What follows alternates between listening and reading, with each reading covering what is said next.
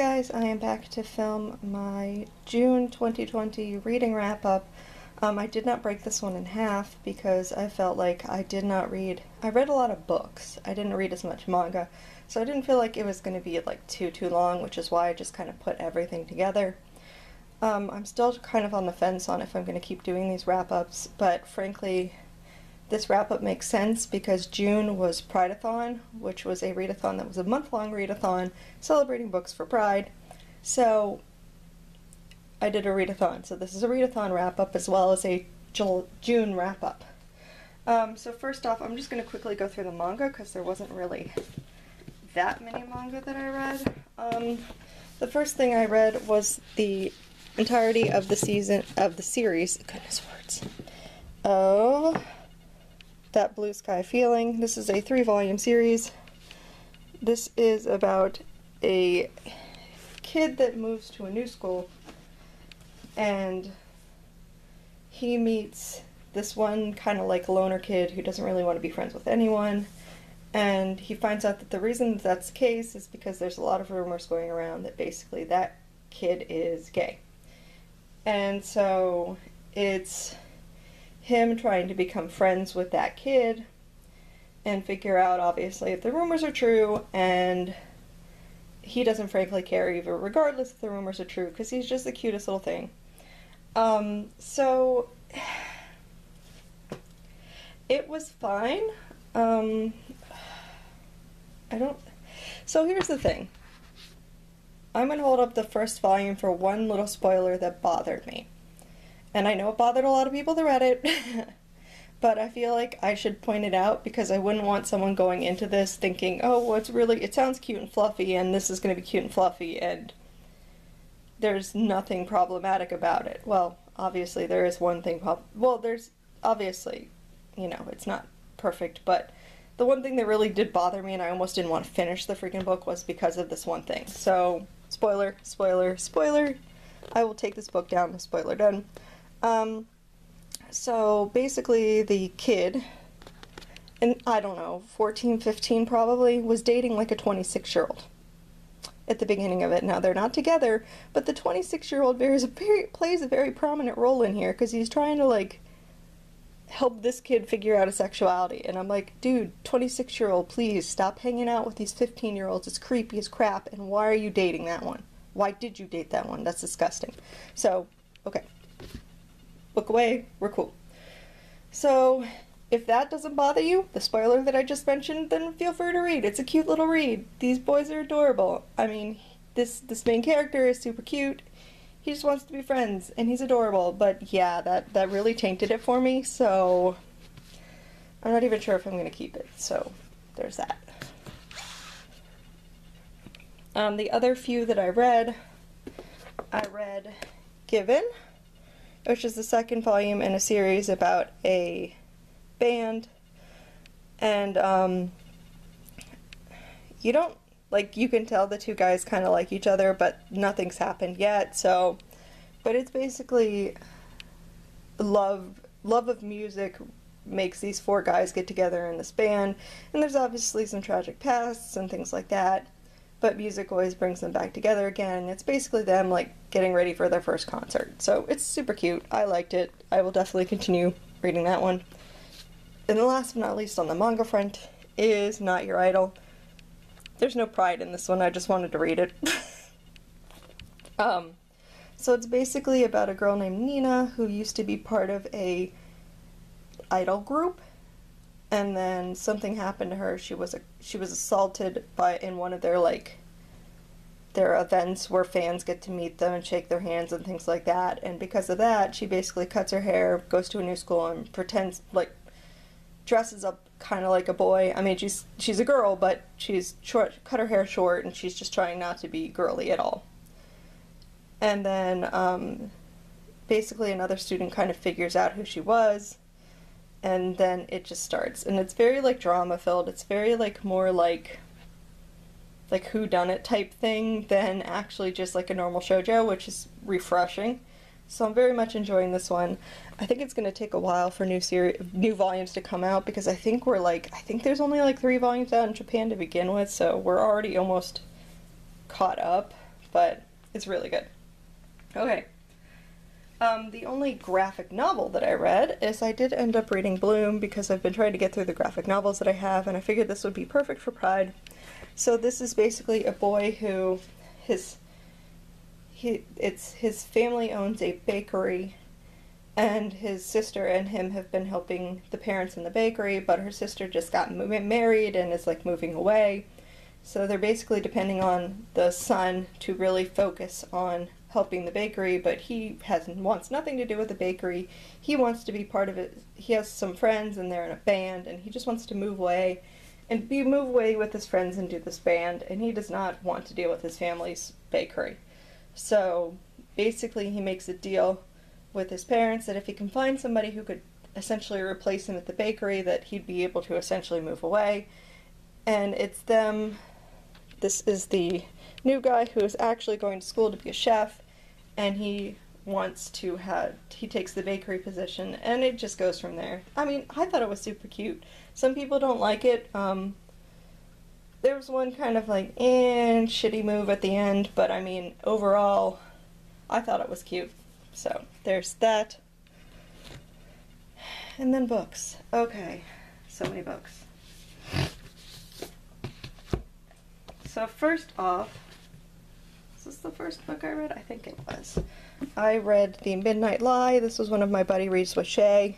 This is the adorable Fairyloot special edition of the book, which is full of all gorgeous prettiness. So, gonna not lie, it's not my favorite book. So it's basically about this... How do I explain this? This girl who basically kind of lives in like the slum area, so to speak. So there's like the area where the poorer people live, and then the area where like the high class society lives, and there's a wall separating them. And the poor class society is not supposed to go over to the wall society, and vice versa. But obviously some people like to sneak through. And she is basically, I think she's also she's a baker too, honestly, I think. I'm pretty sure she does like bread and stuff. But she also secretly is like helping, she lives with this woman who's kind of raising her and a couple of other girls. And like, she's really good at like, she has a photographic memory. So she doesn't like forget things. Like anything she sees, she remembers. So because she's so good at that, the person who takes care of her basically has her doing like forging passports so that some of the poorer people can, you know, sneak into the upper society and live there. And it's basically about her running into a girl named Sid, who is basically, Sid doesn't want to be, well, I don't know if she necessarily doesn't want to be a girl, but she doesn't dress like a girl, a normal girl. She dresses like a guy.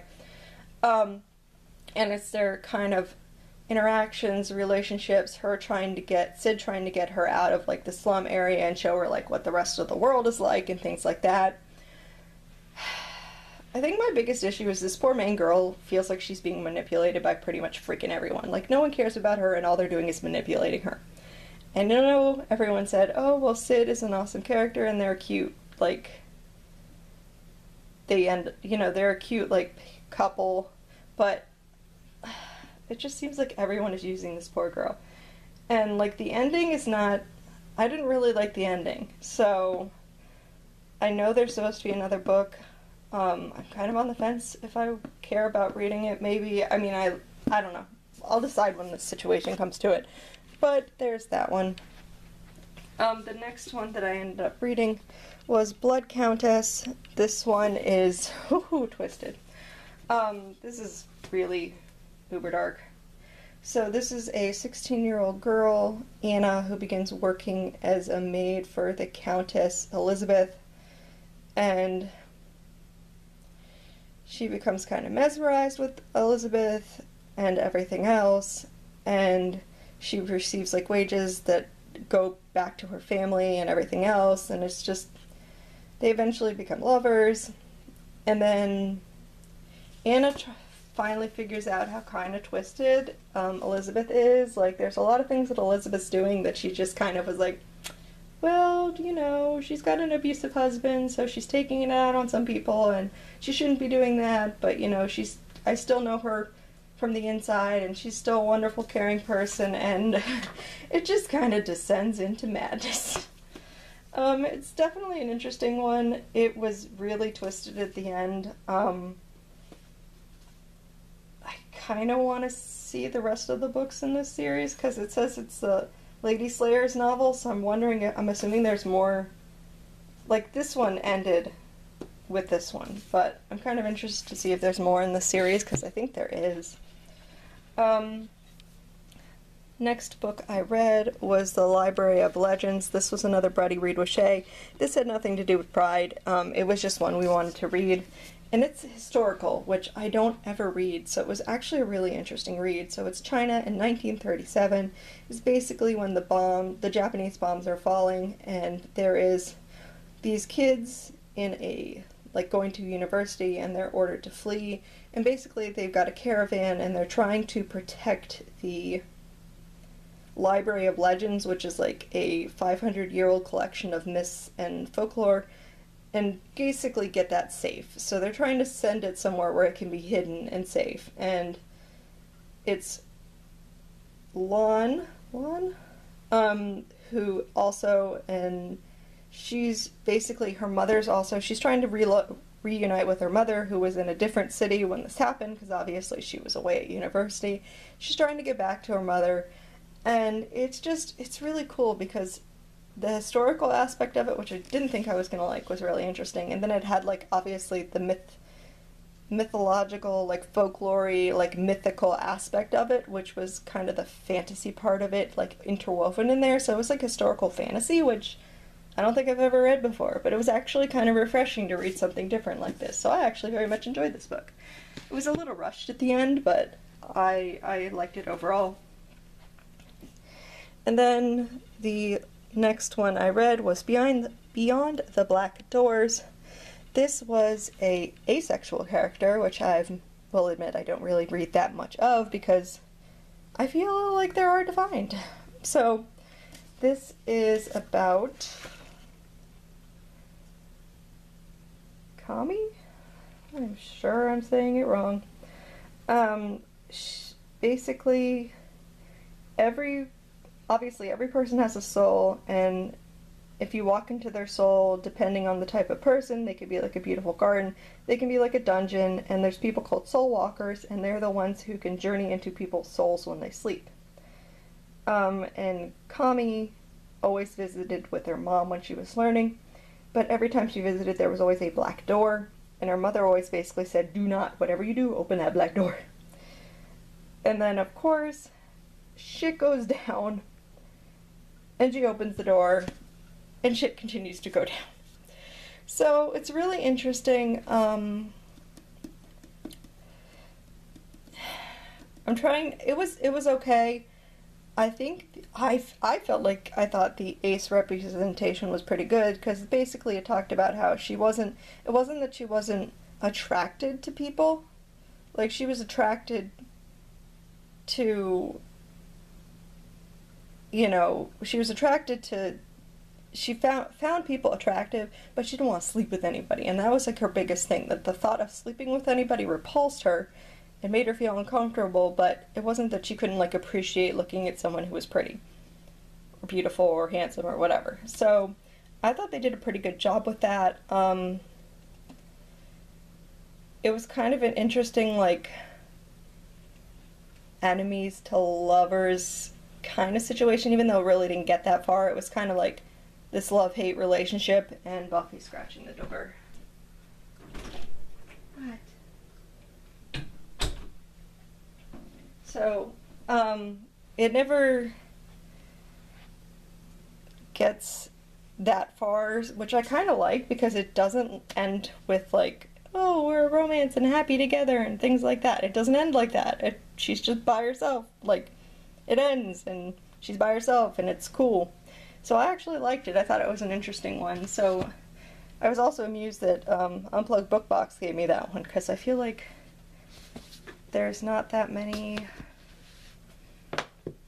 like, I just haven't gotten, I've gotten some, you know, female, male, but this was the first one that wasn't that.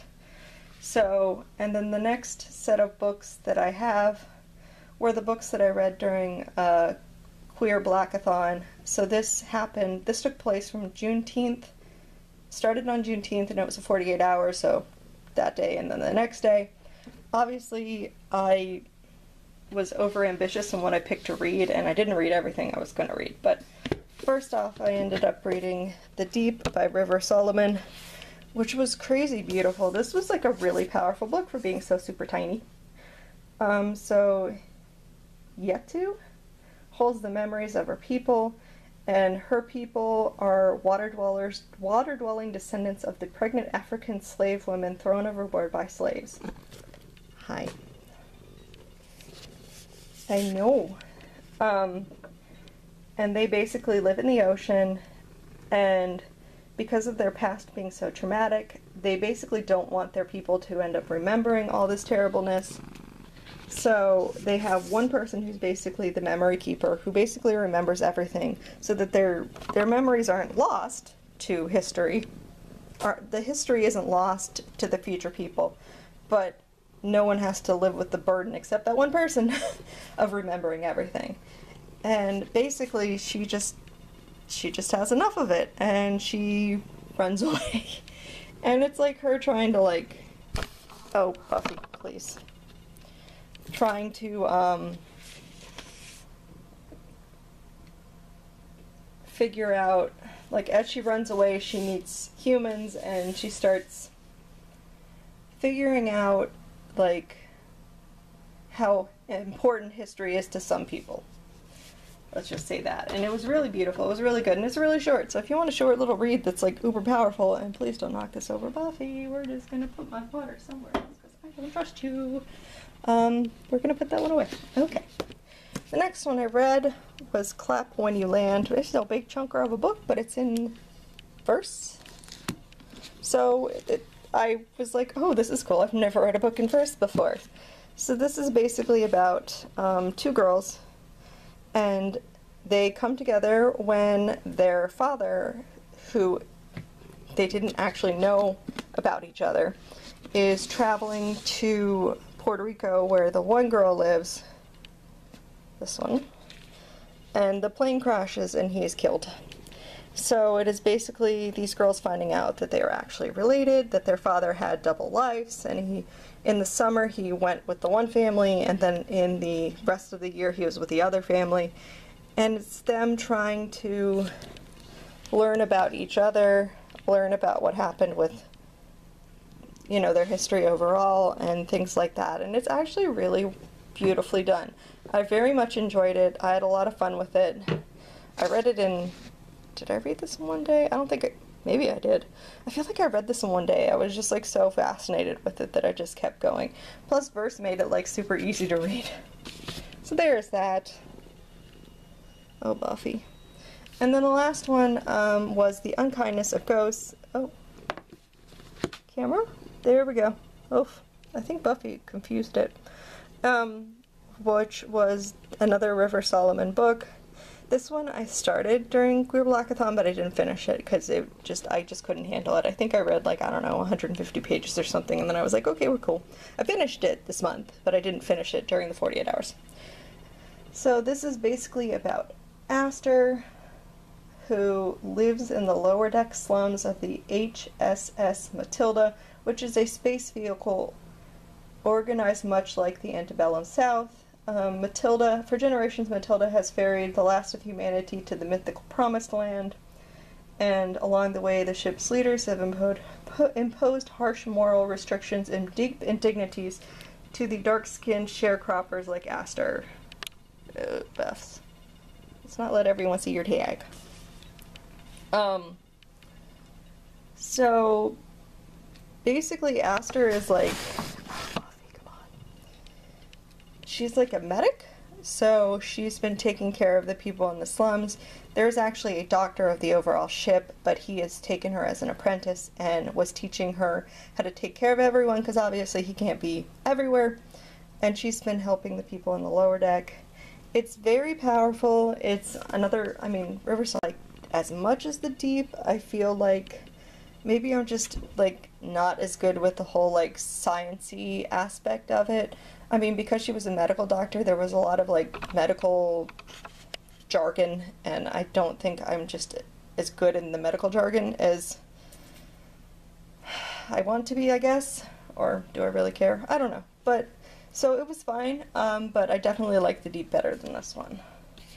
So then last but not least, the last book that I read was Rarely, which was actually recommended by my friend because I was telling her that I was trying to find a retelling. And she recommended this one because this one is a male World War II era retelling of Beauty and the Beast. Yeah. So it's a cute little book.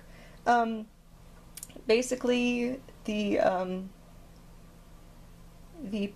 parish, an English country parish takes refuge in a country house. The house seems deserted, but, you know, obviously he ends up in the Beauty and the Beast type house. And then he tries to flee, and obviously he tries to take Flower because he wants to give the rose to his daughter, who is at home, who was actually a nurse during the war. And then, obviously, the Beast attacks because he tried to take the flower, and the Beast is a, like, dragon-type beast, so it's not like the Beast. He's, like, half dragon. So it's kind of interesting. I mean, I thought it was a cute little read for what it is. I mean, you know Beauty and the Beast, everyone kind of knows that story, so this is not, like, anything surprising there. But it was neat to have a male version. Obviously, I will say, because of the era it was in, being the World War II era, a lot of frowning upon the homosexuality part of it, and the reason that the Beast is such a dick is because all of the, you know, the people that are in the house that are trying to, like, find him a girl to fall in love with don't seem to understand why he can't fall in love with a girl. Yeah. So, there's that, and he obviously is, like, afraid to tell them because of the time that they're in. So, it was a cute little one. I think you can get it on ebook for relatively cheap, so I'd probably recommend that. I just got it on a book because, you know, I like to have the physical copy, but that is everything that I ended up reading for June 2020.